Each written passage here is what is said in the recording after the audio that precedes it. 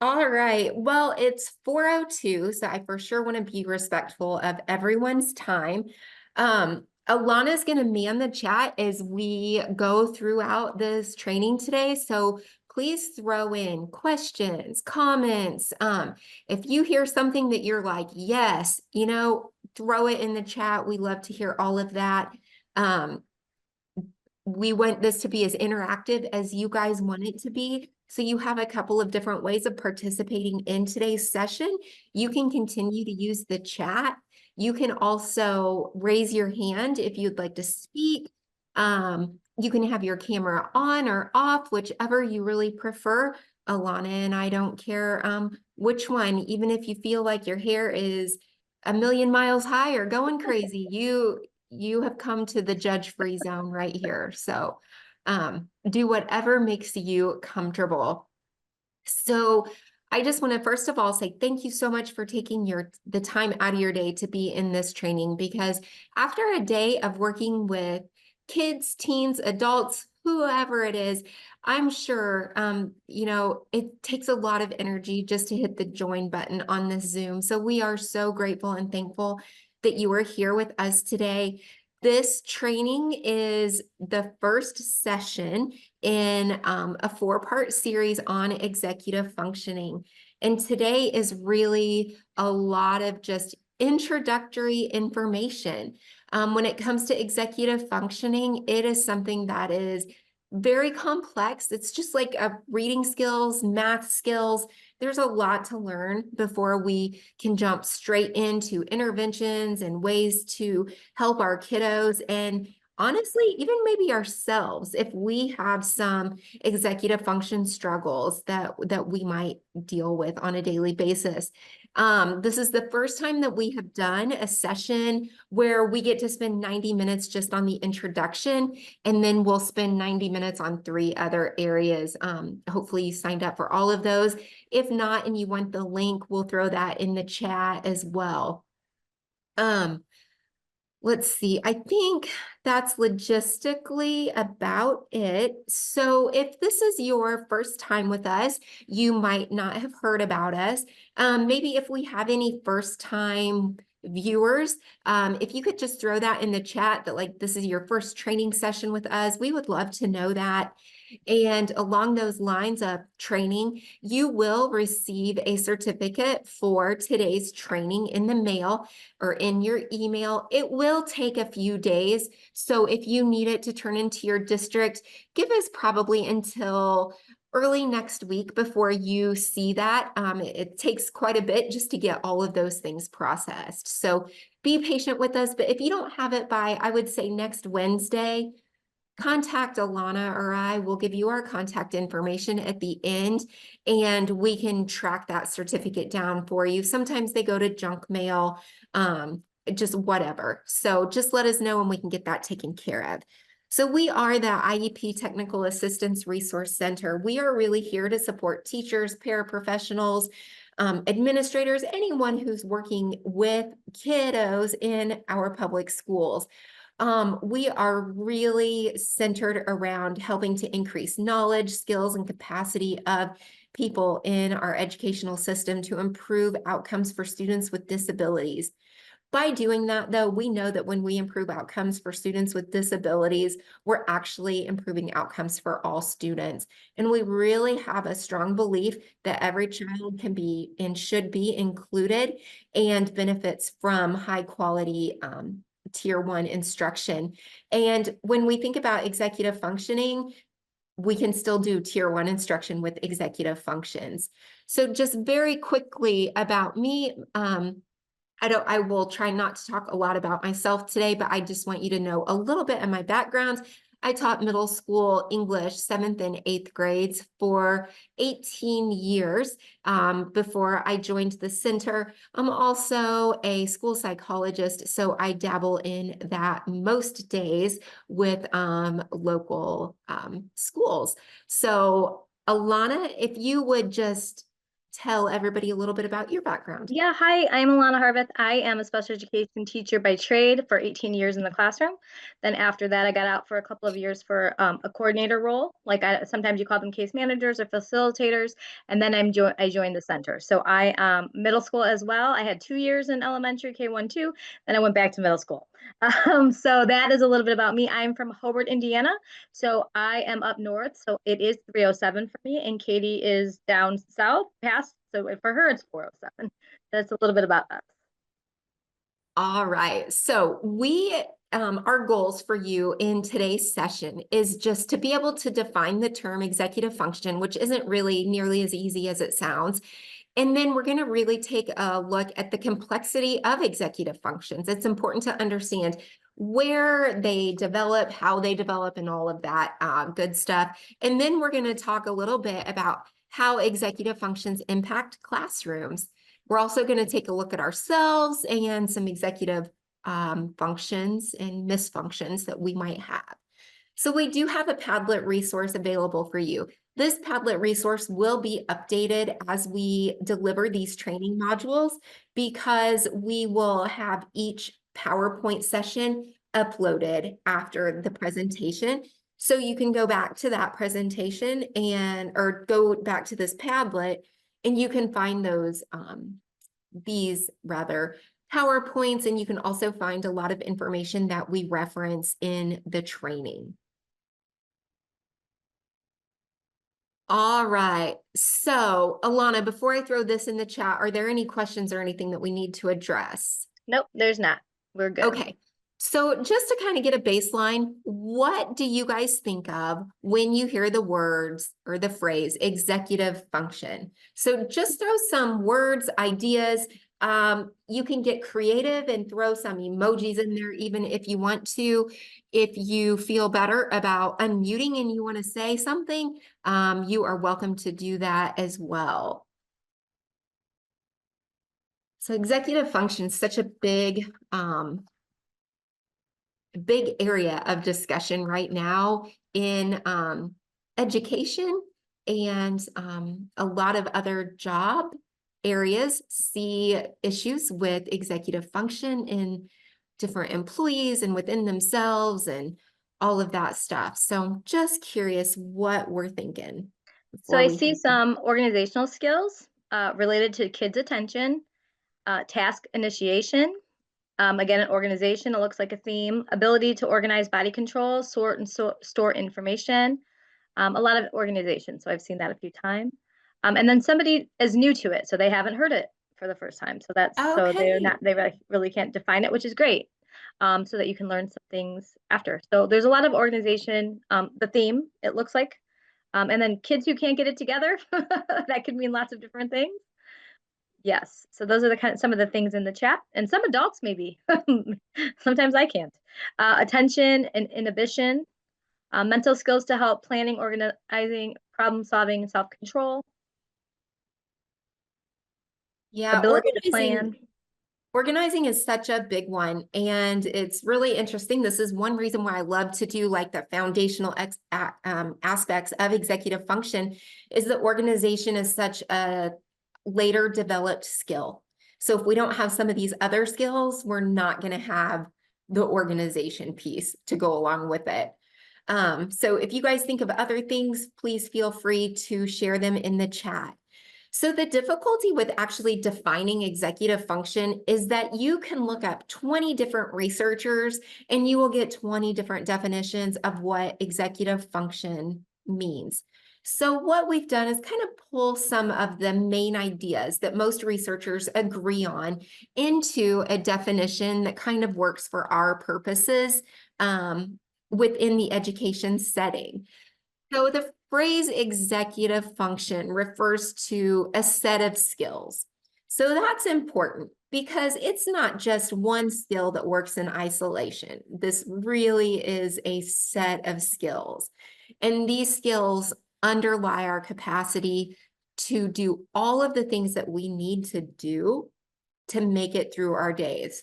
So plan ahead and meet goals, displaying self-control, following multiple step directions, And then we can even add following multiple step directions, even when interrupted, staying focused despite distractions, among others. So these skills are foundational for academic and social competencies. We have to have executive function skills to be successful in both of those areas. And so we're going to talk a little bit more about that. So it's kind of a busy looking slide, but I want to talk about what this means. Executive function is an umbrella term. So that's one thing that I want us to take away. When you talk about how many different executive functions we have, this is another area where researchers all sort of disagree. They all have their own opinions about how many executive functions we have. Some will say there are, 12, some will say 25, some will say 30. And so we can't really pinpoint it. But what we can talk about is really this progression of executive function skills. And as we look at executive function skills, I really want us to try to look at it through the lens of our classrooms and through our students, because that kind of puts some different focuses and emphasis on different aspects that we're going to talk about today. So the top part where you see the boxes, that's just how we figure out a task, right? So if we think as adults, we kind of figure out what needs to be done, and then we figure out how to handle the task of completing whatever we decided to be done, needed to be done in the first step. And then we might need to break the task down into some manageable parts. And then we determine the time it's going to take to actually follow through with the task. And if we jump out of the classroom lens and into just an adult role, we can even think about this in terms of cleaning our house. It's like we have this end goal of getting our house clean. But what's that going to look like? I'm going to have to go back to the beginning. I'm going to figure out exactly what needs to be done. Because when I say I want to clean my house, that might look different to me than what it is to you. So if I say I'm going to clean my house, I mean that I am going to clean all of my windows in addition to all of these other things that I do. When most people say clean their house, I don't think they say clean windows. I'm kind of odd in a lot of respects, but that's one way I am. And so really, that's why we have to break the task down and define what the task is. And so we might need to clean different rooms. Maybe we just need to clean one room. Maybe we just need to do a general dust, something like that. Well, think about this in your class. You have these tasks that your students need to do, but do they understand all the different pieces that go into it? So as you think about this, then look at the bottom, and the bottom is some of those executive function skills that we need just to complete a task. So we're analyzing something, we're creating a plan, we have to organize it, and then we have to look at the time management piece. Maybe we need to have something done by a certain deadline so that something else can happen. Maybe it's a personal choice. I just want to have it done by this time. Our students need those time management skills and strategies from us because they don't just get it. These things don't just pop into their head. And so we have to explicitly teach these. But as we think about going through this progression of task completion, I want us to consider what happens when there's a bump in the road. What happens when something unexpected happens? Do we stay on task? Can our students stay on task? How are we setting ourselves up for success to maybe avoid some of those bumps in the road? But then to go with that, we can examine how quickly we are to adjust. And when I talk about this piece, I'm talking emotionally, and we're going to get more into this here. I just want to kind of throw all these things out there to give you some things to consider as we talk about executive function development in the brain. Being able to emotionally react and recenter ourselves in moments of frustration or any sort of emotional escalation is part of our executive function, and it's part of that task completion. So I just want us to keep those things in mind. All right, so as we jump in a little further, I want to keep track of my time because like I said, we've never had 90 minutes for this, just talking about this stuff. I want to make sure I'm not going too fast or too slow and give you guys exactly what you need with this training. So if you feel like I'm going too slow, feel free to throw it in the chat, speed this lady up, whatever needs to be done. When we think about what executive functioning entails a little further, I want us to remember that no two learners are alike. Just because they're the same age doesn't mean they're at the same ability level, right? I mean, we know that with academics. So when we think about executive functioning, here's what does not work for our students, listing a bunch of strategies. We could sit here and we could tell you, try this strategy, this strategy, this strategy. But research tells us that just listing off a bunch of strategies doesn't really increase student executive function, and it doesn't increase their understanding of executive functioning. And so what does research tell us does work?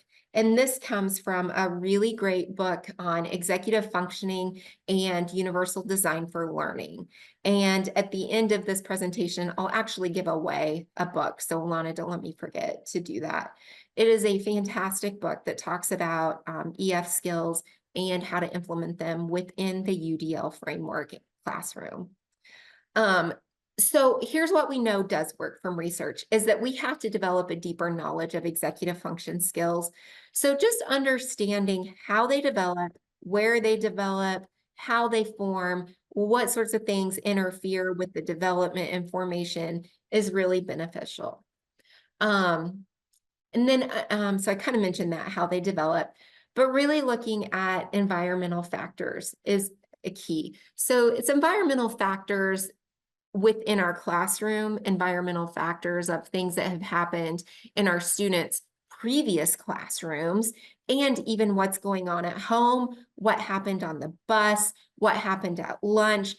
Everything is contextual.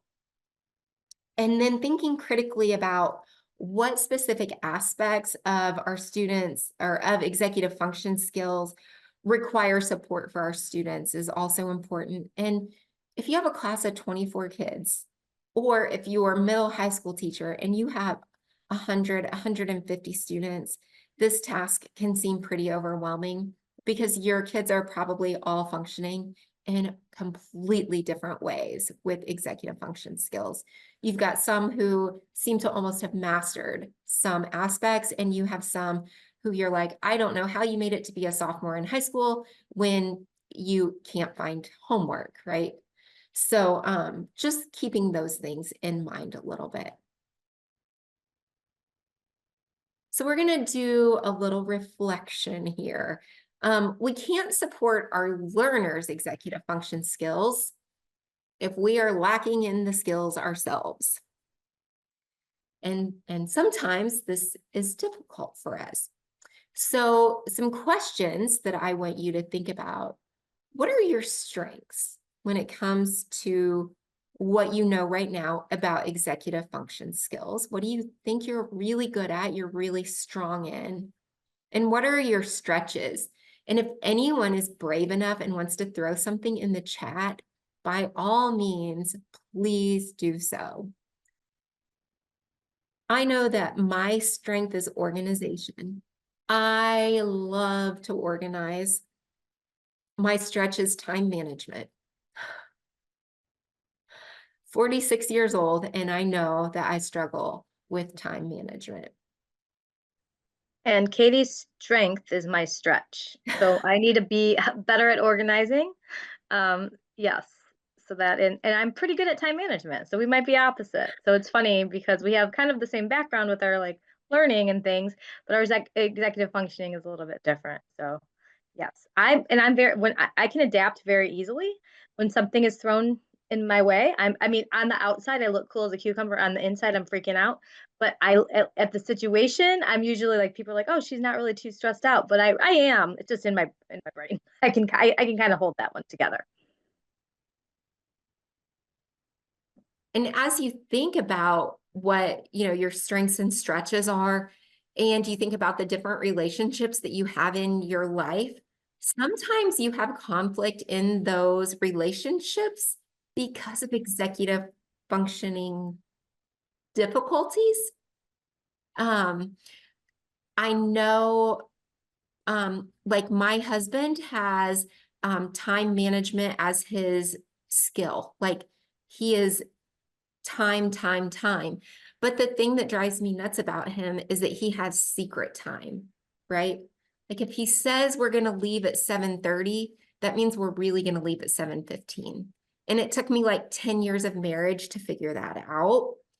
And there were a lot of arguments and frustrations because our executive function skills were completely butting heads. There's a question, Katie. People Mhm. and people are great. Thank you for adding your great reflection because it does really help to think about that and to pause. So Um, um, what's the overall strength of our group? Do we have one of those? well, we have a question. So can I give you the Oh, question? yeah. Yeah. So yeah, a lot of people are flexible, which is good, and then some are not flexible.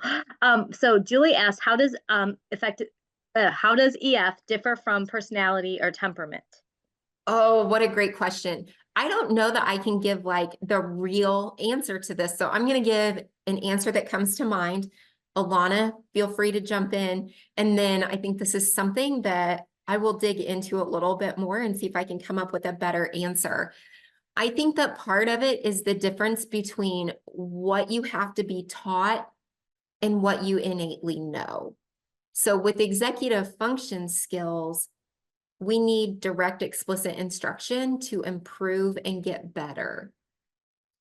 Whereas like our personality, that's just kind of who we are. So that is I don't really know scholarly answer.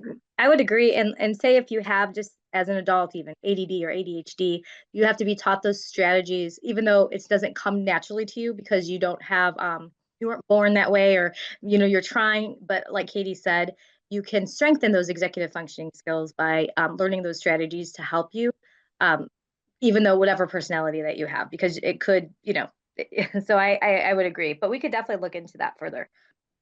And Alana, you said something that brought up a really good point that our students who are diagnosed with ADHD, they have executive function disorders.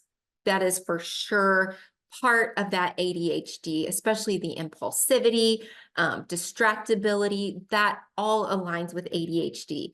However, just because we have executive function deficits does not mean that we have ADHD. So, just keeping those things in mind. We all have a stretch that we can practice more and get better at. Okay. So let's see. Oh, we talked about that. All right, so I thought it would be kind of interesting to just walk through this fake scenario. And I'll say fake, but I think it might be one that might hit close to home for some of us. And this could be a realistic morning of an educator. So I want you, as we go through this, to identify some elements of executive function or executive dysfunction that we might have in our morning. And this is really some of it is before we even get to school. And then as we go through the scenario at the end, or maybe as we go through each slide, think about strategies that could mitigate some of the troubles that we might run into. And then as we reflect on it, I want you to think about what strategies that you might have developed because your mornings were routinely like the one we're going to talk about. So it's, thinking about the definition of insanity, doing the same thing over and over again and expecting to get a different result. So think about how we can have the same terrible morning, but what strategies did we develop to make those mornings maybe not so crazy? So let's take a look at this. All right, so Mrs. Johnson, insert your name if you would prefer, a teacher, wakes up late because she forgot to set her alarm the night before. She rushes to get ready for school in the morning, but she can't find her car keys, which she misplaced the previous evening while juggling groceries, responding to a parent email on her phone, and helping her own child with homework. She grabs her cup of coffee and finally heads out the door. So there's the first part of our scenario. So you can throw up a hand if you relate to this, or if there's something that you think about or think of as I read through this, what could maybe help some of this morning craziness? Is this you, or was this you? And if so, you've changed. What did you do to make some positive changes? Anyone is so brave.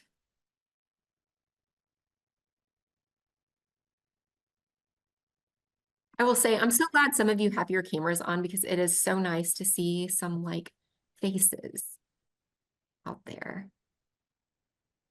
I put a thumbs up because this has been me, especially with losing my keys.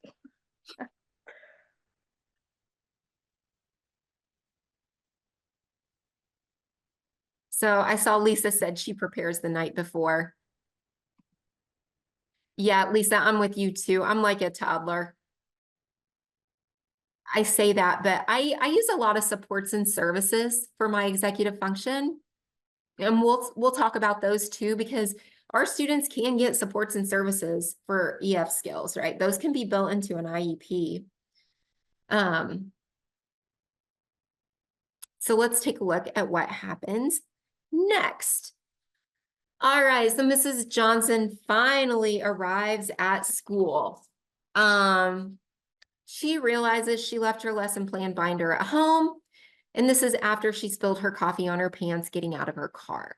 So at this point, she's pretty flustered. She tries to piece together her first period math lesson from memory, but struggles to organize her thoughts. Her students sense her stress, right? They're like dogs. They can sense those sorts of things, and they start to become chatty, making it harder for her to focus. So we've got some distractions, lots of distractions that have happened. She attempts to redirect them, but forgets the specific behavioral strategy she planned to use for a challenging student. This is like the day that's not really getting much better. I see Leslie's comment. Now she sounds like me. Yeah. So I see some plannings, a lot of planning the night before and routines. Anything new that I'm not seeing in there? There's lots of great conversations. It's great. Awesome. I love Yeah. that. Yeah, structured routines. All right. So as the day progresses, Mrs. Johnson notices she's falling further behind her schedule. She wants to check her emails during lunch, but gets sidetracked scrolling through her phone. Anyone? Bueller. By the time the lunch bell rings, she has 3 urgent tasks unfinished and feels overwhelmed. However, she does know how everyone on Facebook is doing. She ends the day feeling frustrated and unproductive, worried she hasn't met her students' needs effectively. So as we think through that scenario, Alana, anything fun come through the chat on that one? Yeah, somebody asked, which I thought was really great. Ask for 5 minutes so she could take a break and like regroup because it was just too like she's overloaded, so she needs to ask for help a little bit. Sometimes we don't always do that because we think we can just kind of go. And I thought that was a good, but there's a lot of great things in the chat. Yeah, it's hard to. And someone said when your day starts with chaos, you have to take a few minutes to breathe and try to reset yourself because uh, otherwise it keeps getting worse and worse, right? For sure. And so when we think about our students, right, that's why some of them have breaks built into the day or the opportunity to take a break when they're feeling overwhelmed. Honestly, for me, I never would have thought to take a break. That's just not something that would have come into my mind. Now, if I were taught to recognize when I needed a break and then what that break might look like, then I might start to apply it. But just regular Katie, that thought wouldn't have come to me. Anyone else have something? And did anyone talk about like memory in the chat, working memory, short-term memory, anything like that? I didn't see. I saw people using like post-its for reminders so they can check them Mhm. off. So that's kind of helping with their memory to like list the things that you have to do and having an For sure. organizational system. Yep. And we're going to talk about cognitive load later on, and her cognitive load is just getting heavier and heavier and heavier. Um, so there were lots of different pieces in that scenario that we can think about. So even if we're having just a good day and it didn't start out nearly as roughly as Mrs. Johnson's, when we think about a day in the life of us teaching, we can look at how our cognitive or how our executive functions are impacted through all of these different activities that we are doing every single day, right? Good teachers have that cognitive flexibility of being able to shift and pivot when something isn't going well. We all have to have that planning piece.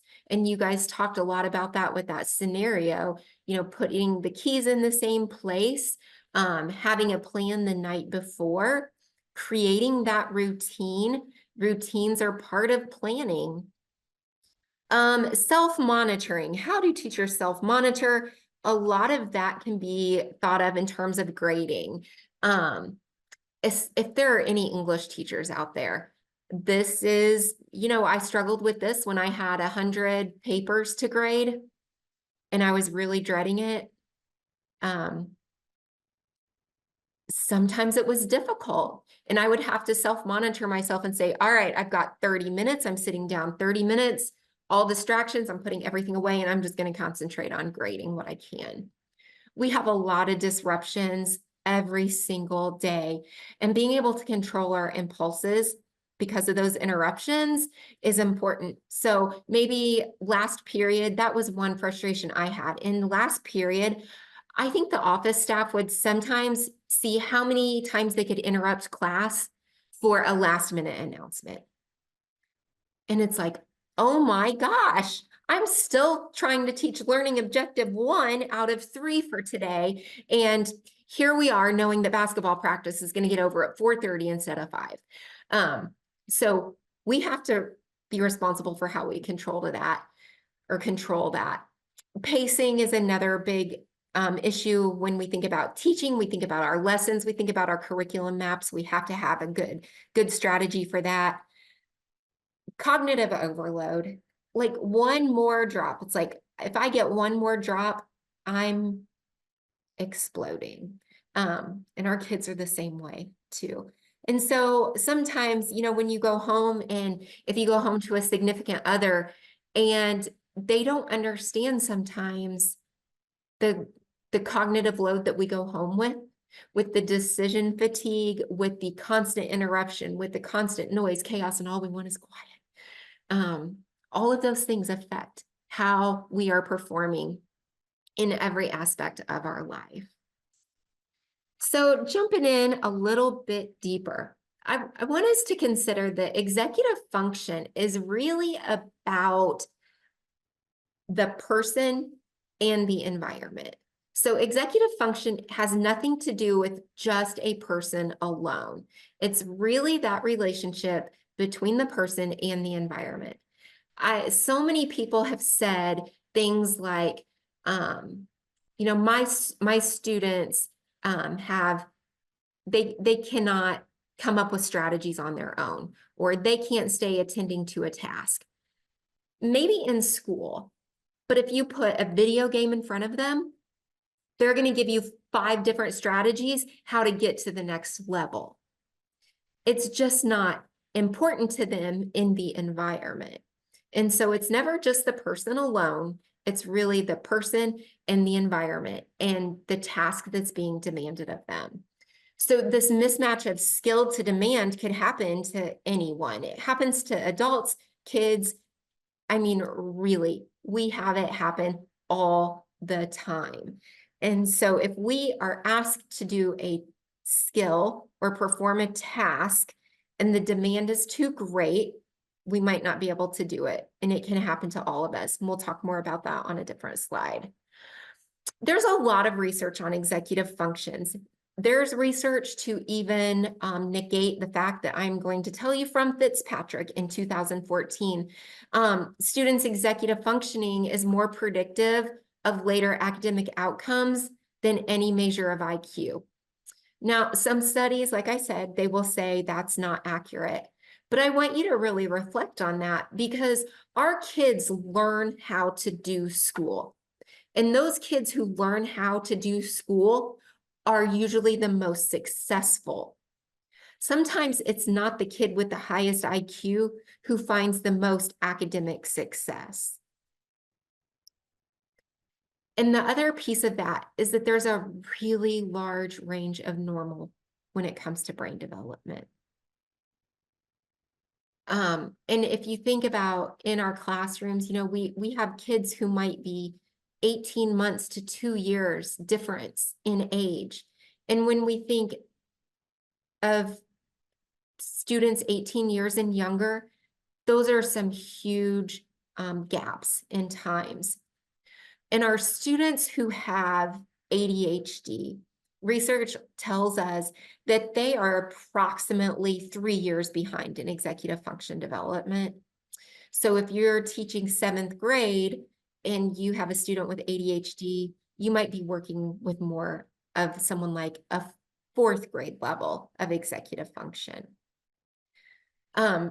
Research post-COVID is also showing us that our students have underdeveloped executive function skills for their age. I would love throw something in the chat if you agree with that or if you see that with your students. But the research that's coming out is suggesting that kids are about 3 years behind where they should be or where they were prior to COVID. COVID, I do think played parts in that, but I don't think that we can say that's the only cause, right? There might be a correlation, but we can't say that it's a causation. One book that I highly recommend if you want to dig a little deeper into some of that is a recent book that came out. Oh my goodness. It talks about the shift from the play-based childhood to a phone-based childhood. I have the book, I've read it, I've listened to it, I've watched a webinar on it, and the name of it, if anyone can think of it, it's a phenomenal, fantastic book. It's gonna just come to me here at some point. But our students aren't playing as much as they did when most of us were kids. And through that play, we learned a lot of executive function skills. We learned how to resolve conflicts with peers, right? I mean, I rode my bike all over town for hours and hours and hours, met friends. We didn't have adults around. When we had problems, we figured out how to solve them ourselves. And our students aren't getting that true face-to-face interaction, like of being in the exact same space together.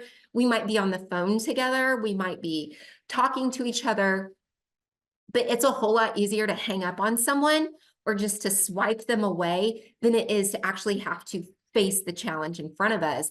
And so we have lost these skills. Our students have. Katie, is it the anxious generation? Oh, yes, yes, thank you. Thank you, whoever said that. Yes, how the great rewiring of childhood is causing. Yes, I'll put it in the chat. Yeah, I do recommend the book for sure.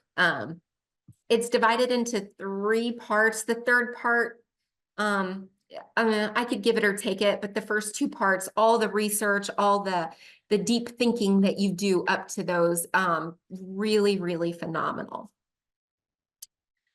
All right, so as we think about, I promise I'm not going to go too deep into this one because I'm not like a super smart with brain development, right? I'm going to tell you some basic essentials, what we need to know. And neuroscience is not my jam. I think it's super fascinating, but I'm not going to proclaim to be an expert in it at all. So when we think about executive function skills, I want you to remember that we're born with the potential to develop them. We aren't born with them. And this right here is why I answered the question about personality versus executive function skills the way I did, because our executive function skills have to form and develop and create these neural pathways. So we have all of the opportunities, but we've got to make those pathways connect. So they're going to form and develop as the brain develops. And we really start to learn these very early on. We have 2 very rapid periods of development. One is between ages 3 and 5, and then we get a very big spike whenever we hit like that puberty range, whatever that might be for a child, through the early to mid 20s, even into the 30s. Early intervention is crucial. We know that we can intervene with some of these executive dysfunctions, but the longer we wait to try to teach new strategies and skills, the more difficult it is for us to actually change a habit that we have created. So we know that we can improve our executive function skills as we accumulate experience. So the longer we're living, the more experience we have, the better we get. But we also accumulate it through practice and through modeling. So we know we can't influence a child's genetics. We can't influence what they're bringing to us. They are bringing us the best version of themselves that they can bring. But what we can influence is the learning environment. So when we go back to that thought that executive function is about the relationship between a child or a person and their environment, that we can control. So we will talk about strategies within the classroom, ways that we can set up classroom and think about setting up our classrooms that really help to enhance and to teach some of these executive function skills. So on this slide, I just like to talk about the brain development through the use of these slides. So the picture on the left is just, it's like the top of a forest, right? We have all of these different leaves. So those leaves kind of just represent the neurons in our brains. We just have all of these neurons and they're just kind of hanging out. We're born with them. But what they lack is a pathway, a connector. And so what happens is that we learn, maybe we learn by doing. A lot of executive function skills are developed by doing, by watching, all of those sorts of things. But the more we practice, the better we get at something. And so the first time we start to learn a new skill, what happens is we're not really great at it. And so when these neural pathways are starting to connect, it's like they start out as just like a dirt road. So the first time we do something, we're just trying to make these 2 connections and we start to wipe the dust away and we start to create that pathway. If we don't practice and rehearse, what happens? Well, that pathway is just going to get grown over again and we're not going to learn the skill. So the more times we practice and the better we get at it, there's this fatty layer that forms around this pathway that just becomes like a superconductor. So we can do something with automaticity without even thinking. So if you think about like driving home today, maybe you're already at home or maybe you're going to drive home later. I guarantee at some point in your life, you've driven from point A to point B and you were like, I don't really know how I got here. I know that I pass Walmart every day on my way home. I don't really remember passing Walmart today, but I know I had to because I got home. Well, it's because we've created this neural pathway in our brain that we don't even have to think about it anymore. We know the way, we can do it with our eyes closed. And so as you think about being an adult and you're like, well, I want to keep my brain, guessing and thinking and going, that's why we get suggestions like try a different route home because you got to think about it. It's not something that you can do with automaticity. If we're driving home and there's road construction and we've got to adjust our traffic pattern, something interrupted it. What happens when that pathway is interrupted? How quickly do we adjust from it? So the more we practice, the better we're going to become. We know that as adults, and our kids will get that way within our classrooms too. That's why policies, procedures are so important. And here we are in January, and you might be thinking, but I've had this policy since like August 1st, and the kids still can't remember the procedure for lining up. I feel ya. I think that's everywhere right now that we're kind of seeing. Maybe part of it is just that it's January too. So, but we have all of these different ways that we can really enhance some of these skills. So as we think about what really affects the development and creating that super pathway, like that road that's just like that asphalt, right? It's no problem to get from point A to point B. A lot of different things can impact that. So one of those things is the environment, because we're talking about how we're responding to our environment. But I want you to consider all the different environments. Even with in our school, we have different environments, right? We have lunch, we have recess, we have specials, we have bathrooms, hallways. And a lot of our executive function skills can kind of go wonky and out the window when we have maybe some more of those unstructured times, or times where maybe there's not eyes on the kids every single moment. Our kids who might have a lot of trouble in the restrooms, maybe our younger kids with just getting the steps down of, I need to, take my pants down when I'm in the bathroom stall, right? I don't start to take them down the minute I walk into the bathroom. And so those are executive function skills that we develop and learn. Other things that can affect executive function skills, just the amount of sleep that we have. So we know we perform better when we're fully rested. Same for our kids, but things like sleep are going to affect something that we normally are really good at. And maybe we have, really good time management and organization skills, but we slept really poorly the night before. We might start to misjudge some of those skills. Feelings of depression, sadness, severe pain, severe physical pain, those can affect executive functions. They can also affect the overall development of them.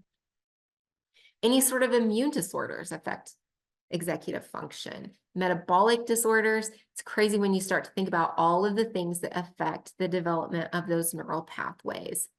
We know stress is a big contributing factor to executive function. When things start to go awry, we feel like we're spinning out of control. What can we do to get that back? Loneliness, poor physical fitness. So getting in some maybe outside walking time or just moving your body really helps to enhance executive functioning. Drug and alcohol abuse, we can see sometimes that with our kiddos, middle schoolers. It killed me when I would see things that impacted their education, such as drug and alcohol abuse at such a young age. Moods, and then I just noticed I'm missing the R in stroke. But when we think about adults who have had a stroke, oftentimes after a stroke, we lose executive function skills. And one of the wonderful people who we'll talk about in some of these later trainings, Sarah Ward, is a speech language pathologist, and she has really come up with some great creative ways of helping our students with executive function. She really learned most of what she knows because her husband had a stroke and he lost his ability to do almost every daily task. And so she had to reteach him how to do these different skills. That's why the doctors will say, we need physical therapy, we need occupational therapy. Even the parts of our bodies that acted with automaticity need to be retaught. And so if we've suffered from something like that, it's going to impact our executive function skills. All right, Alana, are there any questions or anything going on in the chat? No, there was some good people were talking, like just like adding, talking to each other and talking about how, they used to play outside a lot more. And somebody asked if is the physical aspect of the kids not being as physical now affect their EF skills, which you definitely just went over.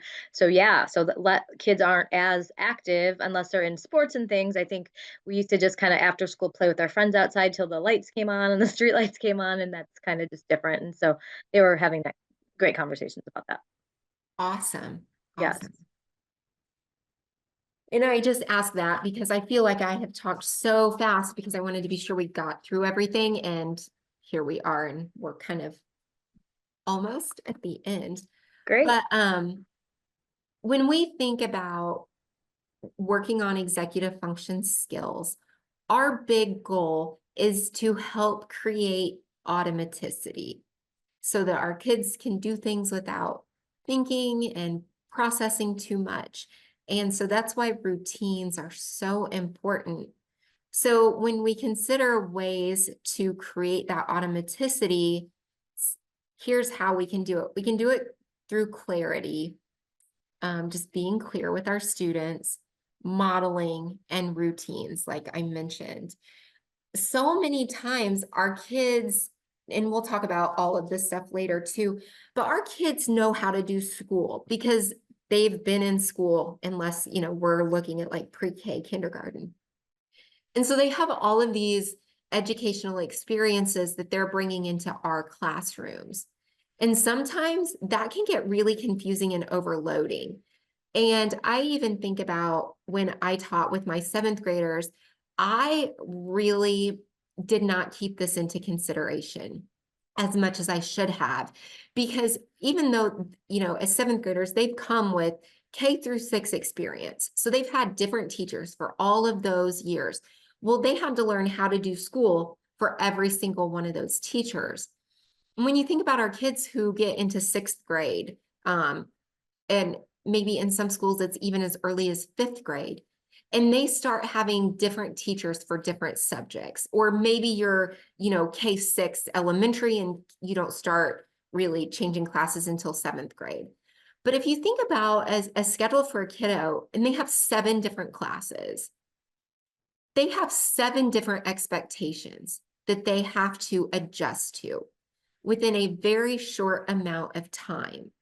And so they're trying to make that shift from one environment to the next environment. And maybe they're coming into your class and you are very structured. You have many routines. You have procedures in place that you expect the students to follow. But if they're just coming from insert whatever class, I don't want to pick on any subject area, but that class doesn't have routines. Kids never know what to expect. It's kind of like a free-for-all. It's really difficult for them to shift so quickly from one environment to the next. And it's like having, 7 different relationships within a 7.5-hour day, because you have to know and remember how to act in art class versus English class versus math class versus science class. I'm just curious if any of you guys have noticed that struggle with some of your students, because that impacts our ability to create automaticity if we don't have a whole team that's on the same page. That's one reason why I was so excited to see so many HSE people here. Because when your team gets on the same page and you're developing these procedures as a team as a grade level, then students can know what to expect within each different learning environment. And so then that idea of the impact of the environment on the person isn't so great. Yes, we got some yeses in the chat. And there was also Bill asked a question of what are the expectations for EF for high school students? And he said, well, maybe we'll get that later because we will have some strategies in a different session because this is kind of the introduction. But do you want me to talk about a couple of ideas or do you want to Yeah, do you you want can to throw out some for so, sure. so a lot of times with the students, I mean, it depends on every individual student, right? But a lot of times with the high school students, they have a hard time, like Katie said, planning maybe a big project. So if I don't know what subject you teach, but if you teach like, maybe you have a research project, how do those, and you're thinking about these students because they're going to be going to college, you're in math. So if they're, so for math, I think a lot of the expectations for students would be how much time do I have? What do I need to get done? When to hand this assignment in? Those steps. And some of our students with harder time with the EF, they need those visual checklists, or not even visual, or written, as if they're in high school. Maybe those written checklists. I have to do this, this, and this. I have to hit submit on my Canvas because some of those students get their work done and their work and they're like, oh, I have it done. I just forgot to hit submit. So like an easy thing for you to do would be to teach them how to do that checklist and your think aloud because the students don't have those executive functioning skills. And so, how do you know how to get something done? Because we kind of just know how to do it. We're going to do this, this, and this. We're going to hit submit, and it's over. So, even by you saying those steps out loud in front of your classroom, those students can see you're thinking about your thinking, and then they can take that to themselves and maybe use your organization to help them with their tasks. Because some of those kids they'll be going to college, and they're going to have to know when they have these projects or these tasks how do I plan all of this? Like maybe I'm not very good at the organization part. Maybe I need a list to figure all these out to break these tasks out. Maybe I need to have that reminder that I have to press submit or or do whatever on my Google Doc or however they give you that information because those things that you think that they just kind of should know they might not. So if the more you can think about your thinking and how you do these tasks aloud to your students, even these middle and high school students. They can see how you process that, and maybe they can take one of those strategies and help them. Um, do you agree, Katie, or you can add to that? But that would be kind of something that I would think that would help with their executive functioning skills. For sure. And I just threw in the chat that I want to say the website is smartbutscatteredkids.com, but it's a Richard Dawson and Peg Guare resource. And so there's a book called Smart But Scattered, if you're familiar with that. But they also have a website, and the website has some wonderful information in it. And there's a Smart But Scattered Teens book that they have, and it has some different checklists and things. It even has, I believe you can still print it off. And I want to say this is on the Padlet, but there's an executive function worksheet that you can do with your students.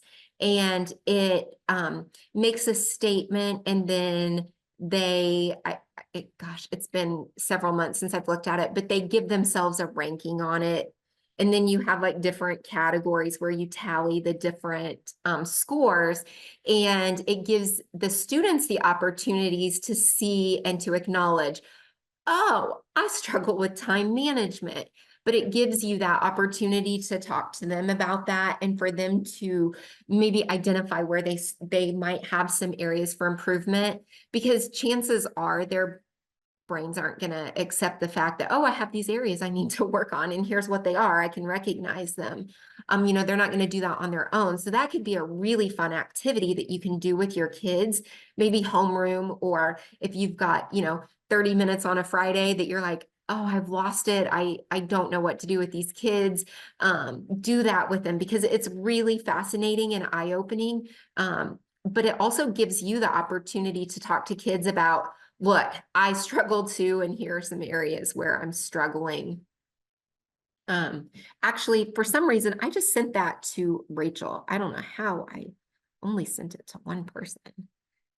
Um, That's a great question, though. Thank you, Bill. That was good because it is hard, and everybody's different. So, but I do think that a lot of times, however you think about things, um, is helpful to share with your students because then they can pick some different strategies to use. And like Katie, that's a great resource, and they can figure out what would work best for them because it will help their future, not just high school, but it's going to help them in college or their trade or whatever job that they have. So that's great. And so one thing too, even if the kids are in high school, and we'll talk a lot with our next session about inhibition and how inhibition has to develop before any of these other executive functions can develop. So if we have a student who hasn't developed inhibition, you can forget time management, you can forget goal setting, all of that.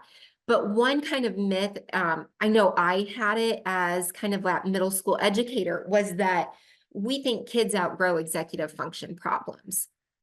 And they don't, because they're brain based. And so we think, well, they'll just get this skill when they're older.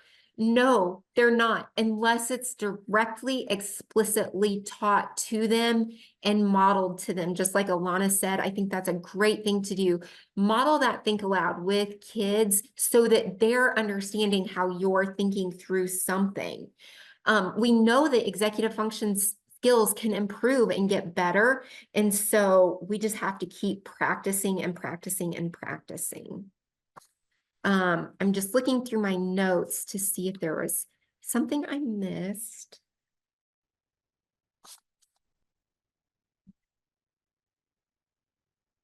I'm going to throw in, I know this website is not in the Padlet. There may be a couple handouts, but the website is understood. And it goes a lot into not just executive function, but really the main premise is around ADHD. So they have a lot of good information on executive function and specifically how it's related to ADHD. They've got some great just things you can print off even in your classrooms. Breathing techniques if you need some of those for your kids. And we'll talk all about that in the later sessions, but it talks about different skills that students may be coming into your classroom not having because of their grade level. So we know that like with preschoolers, we can expect them to get easily frustrated. And so that's why we have tasks that are easy, right? That's why we have play-based tasks. We set aside that time for play to teach them how to play. Sometimes we might need to do that in kindergarten. We know as our kids get into grade school, that's when they really start to see struggles with things like distractions, which causes students not to finish work, which causes them not to turn in the work at all and get, failing grades, having those messy backpacks. When we notice those things, that's really the time to start to intervene and not just tell ourselves, oh, they'll grow out of it, because chances are they aren't going to. Okay, the Padlet link, yes, we can. Yes, that's what I was trying to get. Yeah, sorry, I was trying to. Nope, you're good. So just as we kind of wrap up a little early, but that's okay because we have time for questions and all of that. Context. And also you have to give that book away. I just wanted to remind you, just so you yes. didn't forget, just so you don't forget. Yeah. All right, so context is everything. We have to keep context in mind as we talk about executive function skills. And we know that through work comes knowledge. So the more we work, the more we learn. And work can look different. We'll talk all about that as well. So these are some resources that we will use throughout the whole presentation, or the whole training series, I'm sorry. And then I am going to kind of leave it open for questions, but in case you need the gift of a few minutes today, I'm going to give that to you. But we do ask that you scan the QR code on the left to just give us some feedback about today's session. And then the QR code on the right will take you to more of our trainings. And I am going to, if you are and you're on a computer and you want to do your evaluation that way, you can go to that link. Yes, and this is just the introduction. So we have a couple of more that we get in more in depth. That's why this is a series. So this is the introduction. We have to do the why before the what. So we're trying to give you some foundational knowledge, and then we're giving you these kind of bite-sized chunks. So hopefully this is good to process, and then we will get into like just a little bit every time. So it's just a little, which I really like to learn this way. That's how my brain kind of works. It's just enough, and then you can kind of think about it and process it, and then come back and then we will learn a little bit more and build on each session. And So, just so that you know, because I think knowing what to expect is always good, right? Predictability, that's part of executive function. So the next training is going to focus on inhibition. And so we will talk just very short recap of today's session. And then we're going to practice some inhibition skills. I've got some different websites that I'm going to have you guys try out, some different tasking games that look at our own inhibition. And these are things that you can do with your students in the classroom as well. It's kind of fun to do. And then we're going to talk about what inhibition is, how it impacts the students, and then we'll talk about strategies and supports for inhibition. And then we have the third and fourth, we have cognitive flexibility and working memory. So I think working memory is third, and then cognitive flexibility. And we'll talk about strategies in each of those sessions. A lot of the strategies kind of overlap with some of them, but some of the strategies are very specific to the deficits that our students might be facing. All right, so if you guys have questions, please throw them in the chat. If you want to unmute, you are welcome to do that as well. You're welcome to throw out, like if you have a consideration for our next training that you would like some more information on, maybe something even from today that we didn't hit very hard or didn't go into, you would like us to dig into that, please let us know. That's why we're here. We're here to support you any way that we can. So if we can do the research for you to take that off your plate, we are so happy to do that. do you want me to pick a number to do the book, or are you just gonna randomly send it out? Yes. So how, like, what's the easiest way for me to do this for you? Um, oh, I don't know. Feel How bad. many, what's my numbers between one and what? I think there's 50 people on here. All right. So with that many people, I need to give away a couple different books then. Let's do 3 books this Okay. way. So whoever is 8th on your little chat viewing window, or, whatever, however people come up. Okay, let me see. View.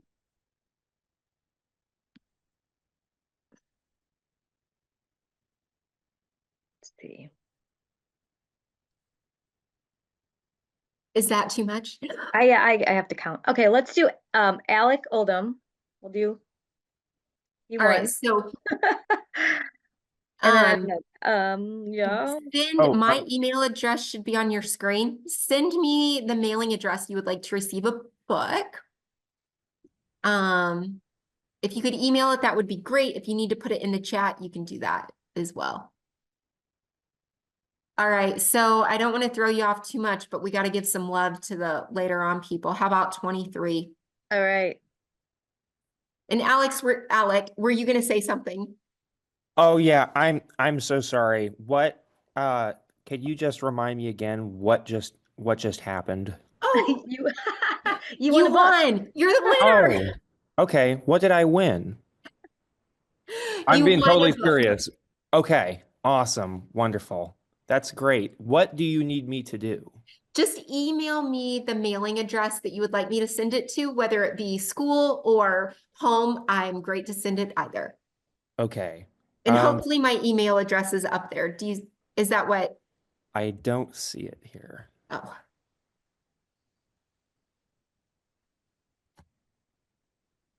Or you can put your can you or we can well, let's see. You uh did I share it now? I can Um, see it on the screen. Can anybody else see it? I can see it. Okay. okay. Is it the I'm IE? Katie. Katie.Mosley.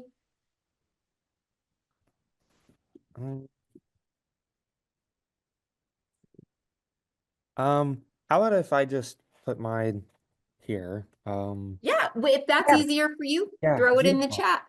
No, I appreciate it. Oh, I see it. Okay, thank you so much. I appreciate it. Thanks. Alana, who's the next winner? I don't know. This is hard for me. Okay, I'm just gonna stop on someone. Go down, go down, go down. What about Lynn Elskis? Lynn, are you on there? Then we'll go to the last person. Keep going down. Number 50? Sure. Do you want to? What do you want to do? Yeah. Okay, that's Stephanie Deering. Awesome. If All right, they're so on. you three guys send me mailing addresses and then questions, thoughts, comments, things you want us to dig into, feel free to unmute or throw them in the chat. And if they don't answer and they're off, I'm just gonna pick someone else. This is Leslie Young. Hi, ladies. Hi. Hi. I just wanted, to get some feedback from you. I like how you made it plain that the executive functioning ties directly into environment. And that's why I made that statement where you said we want to think that they outgrow it, where they, as young adults and adults, they just start to control their environment, whether it's functional or not functional. So anyway, but I'm looking forward to the latter ones about some ideas and suggestions. My thought is my younger kids and your thoughts on how much we work on controlling their environment as they are practicing and developing the skills themselves. Does that make sense? Like that balance. Do you encourage that with your teams or staff or no? Like our personal children or the ones in our classrooms? The ones in your classroom, like I'm an occupational therapist. Okay. So my view is a little different. So yes, I know these kids need to practice these skills, but for example, you mentioned a speech therapist who got a lot of hands-on because she worked with her husband. One of my children had some executive functioning issues, and I realized that in the very low grade level, still adjusting to school, he consistently performed poorly when there was a substitute teacher. I'm sorry. Lord, where are my words at? Student teacher. So those kids that were really like, on red alert all the time, when the first grade teachers would start to make class lists for second grade teachers, I would advocate and I would say, hey, let's be mindful. There's certain teachers that always take a student teacher. So we may not want to put them in that classroom for second grade. Does that make sense? Sure. I have some special areas teach some kids, again, that personality and the environment. So special areas are not really, mandated, per se. So some kids have success because it's a less structured environment and maybe going to art than going to PE. And so some teams, not often, but we'll say, look, we'll give them the option. They can go to art another day with another second grade classroom versus going to PE because they cannot organize and manage that. That's what I meant by is that encouraged or no? Just have them work in every environment. So one thing, and I maybe should have hit on this too when thinking about things that affect executive function, like our students who are constantly in that fight or flight response are going to struggle because we can't truly learn until our limbic system has just relaxed. And so if there are changes and we know that our kiddos' instinct is to fight back, then we may need to reconsider. And we're going to talk about that when we talk about working memory and the demand of the task and how if the demand is greater than what we can actually do, we're going to have a problem. So it's like if we as adults, pretty intelligent adults, we can follow steps, we can do different things, but if we have a flat tire on our car, we have different things of how we're gonna react and get that fixed. You know, and so say my tire goes flat and I go through the filing system in my brain, right, that I've stored everything, and I pull out a folder, and I'm stealing this from Terrence Scott, and I pull out the folder that says, oh, here's what happens when my tire goes flat, and it's the number to AAA. But for someone else, when they're pulling out that file, it might say, oh, just go to the back of the car, get out the jack, you know how to do that, get out the little, it has a technical name, but the thing you stick on the lug nut and, you know, take it off. Like, we might have that ability. And so think about that with our kids. And it's just like you said, that if the demand is too much, let's not put the students in that situation. Does that kind of answer the question? Yes, I just want to, yeah, when you were talking about it, yeah. And I guess I didn't, we were thinking the same thing, but it's like, yeah, if we can eliminate some of the fight or flight early on, you know, it's that I vision it as a seesaw teeter-totter. I may have to do more, and I can't get in there. I can show them the skills and give them the opportunity to practice it, but I might need to control their environment a little bit more until, and how can I get them at a ready state? So yes, thank you. And we will talk about too, you know, it's like they need scaffolds as we go throughout this process. And so it's like they might be really good in one environment with one teacher, but when it goes to a different environment, they need a scaffold. So that's another consideration if a scaffold is available in that situation. Perfect, thank you. Mhm.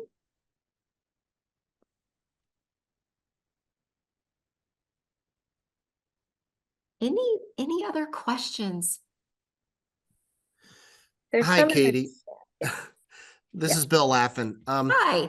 So a lot of my questions are going to relate to high school. It's where I work.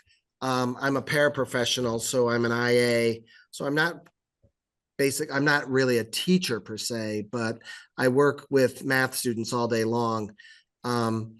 And so I mean, I'll look forward to the other sessions because I mean, the thing about inhibition has me curious now, because obviously we feel that once the child reaches the high school level, you know, they should have a lot of this, what's the word I want to use? Tools, already developed, and obviously they don't. A lot of them don't come with it. I mean, that could be due to the fact that some of these kids were greatly affected by COVID or environment outside of school, which is one of my concerns, because I'm like, how do we work with, you know, we teach them one thing, but then they maybe go to a new environment outside of school and are taught something completely different. And so we're always in a constant battle between what they're hearing outside of school and what we're telling them inside school. I don't know if that makes sense. It does. And I think this is one thing, knowing that about you, I'll be able to look up some things to maybe apply a little bit more to situations like that. I think one thing that's important with those kids is really having discussions and thinking about how we have to act differently in different environments and adjusting to that. When I am hanging out with my friends and say we go out to dinner, I might have some drinks, some alcoholic drinks, but if I go out with my parents, I'm going to stick to water, because I know that when I'm around my friends, I can act one way and do things one way. But when I'm with my parents, it's a different situation. And so talking with kids about all the different roles that they have in their lives and about what those environments look like and what their actions can look like in those environments can be really beneficial, because I know that at home I can get away with wearing running shorts with a really nice top. But if I showed up to work in a really nice top and running shorts, I'd probably be asked to go home and change. So just let the kids know that, like, hey, even as adults, here's some different contexts that I'm in. Here's how I adjust based on where I am. Because a lot of what research tells us with our kids is the more that we can help them think through and walk through different situations, the better that they become with learning those skills. So I think it's so important to start having those conversations with them about how we act in this environment versus this environment versus this environment. And you can even put it within the context of the school. If they're in band, they know they can act one way, right? And they need to make a lot of noise when they're playing that instrument, but when they're in the library or they're taking a test, they're not going to be like that. So I would encourage you to maybe get to have some of those conversations. I think instructional assistants, sometimes I know I would get so like, I don't want to say jealous of my instructional assistant, but I felt like my kids would have stronger relationships sometimes with my instructional assistant because they got them in small group time. Whereas I always had to see them in the whole class. And so instructional assistants are so special in that they can build relationships in ways that I think sometimes I lacked as a classroom teacher. And so building those relationships with the student also helps you to have those conversations with them as well. Okay. Well, thank you very much. I appreciate that. You're welcome. Alana, do you have anything to add? I really dominated that. No, people are asking me direct questions, so I'm kind of answering Okay. that while you're talking. So I'm sorry, which is great. They're utilizing the chat with me and they're using you. And yes, yeah. Okay, this is a great, I want to just say this one out loud. So Alec was asking about students with autism thrives on routine, but ADHD gets dopamine from new experiences. How might the difference affect EF skills? So Oh, that's like a specific, yeah, that's very specific with the autism. And when I work with students with autism, I always as a routine, you had to have the visual checklist. The students had to know what was coming next. It was hard. It was just helpful to front load those kinds of things. And then if you mix in ADHD, that's probably a little bit more tricky. It's a little bit more tricky. So I would probably have to go back and look at that specifically, unless you know that answer, Katie, right off the top of your head. But I just we'll kind of know. talk. We talk a little bit when we talk about cognitive flexibility, how our students with autism often struggle the most with cognitive flexibility. It's like when you look at all the little markers that kind of set cognitive flexibility, like going crazy, a lot of our kiddos with autism are there. I think that's a question I want to dig into a little bit. Me too. I don't want to give you a response right now. Like right now, I know what I've used, but I love that. I think that's a great question. So we're going to dig a little deeper first. Thank you for the homework. Appreciate it. Thanks everybody for being on here. If you have questions, you can stay. If not, you can please go and enjoy the rest of your day. But we'll be here for a couple of minutes, and we appreciate you guys. Yep. And you can always email us too, especially after the presentation. If you think, man, I wish I would have asked whatever, feel free to reach out to us. We're really here to help. Alana, can I just say I'm so excited about the number of people and the conversations that we're going on. I love the chat. I love gosh. the interactions. This is what I love. I love this. Great for me. I thrive on this. This is like one of the best Zoom trainings that I think I we've had agree. a long time. Oh my gosh, this is just the best. It filled my cup today. Made me happy. Definitely. I would agree with that. You can stop sharing, Katie, if you want.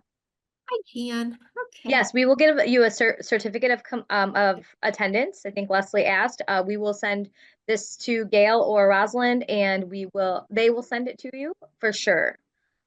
Yes, you will But get your like I PGP said, points. if you don't have it by next Wednesday, please reach out to us. Sometimes, things go crazy. They go to spam, or actually Gail and Rosalind, who will send the certificates, they like input everything by hand.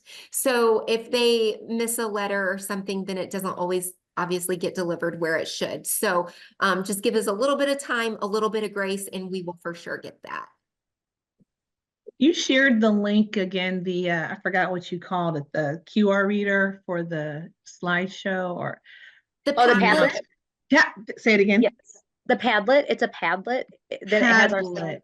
Yeah. Is that gonna come to us in an email also, or do we have, I don't know how, I was able to scan it from my phone, but I don't think I saved it, and I don't know how to get back to it later. How do I, I'm not good with tech. Oh, you're good. I think I'll just ask Gail to put it in, like she will probably send a reminder about completing the Our eval. evaluation.